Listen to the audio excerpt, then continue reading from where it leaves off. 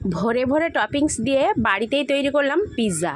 তো তার জন্য লাগছে আমাদের 1 কাপ ময়দা, তার মধ্যে দিয়ে দিলাম 1 চিমটি নুন আর অল্প একটু চিনি আর 1 চামচ ইস্ট আর 1 চামচ মতো সাদা তেল। তারপর কুসুম গরম পানি দিয়ে অল্প অল্প পানি দিয়ে একটা স্মুথ ডো তৈরি করে নেব।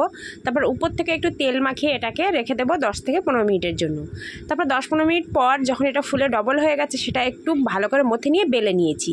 তারপর একটা বাসনের উপর একটু তেল ব্রাশ করে আমি এই ডোটা সেট করে নিয়ে একটু কাঁটা চামচ দিয়ে ছিদ্র করে দিয়েছি। তারপর মেয়োনিজ আর পিৎজার সস দিয়ে ভালো করে স্প্রেড করে ভরে ভরে টপিংসগুলো দিয়ে দিয়েছি, যেমন ক্যাপসিকাম আর টমেটো আর পেঁয়াজ দিয়েছি আর চিকেন দিয়েছি। তারপর দিয়ে দিলাম উপর থেকে একটা চিজ স্লাইস, তারপর দিয়ে দিলাম উপর থেকে চিলি ফ্লেক্স আর দিয়েছি অরিগানো আর সাইডগুলো একটু দুধ দিয়ে ব্রাশ করে দিয়েছিলাম। আর এটা 10 মিনিট আমি কড়াইটা গরম করে রেখেছিলাম। তারপর বাসনটা দিয়ে একদম লো হিটে 30 থেকে 35 মিনিট আমি বেক করে নিয়েছি। তারপর রেডি আমাদের একদম হোমমেড পিৎজা। তো রেসিপিটা কেমন লাগলো?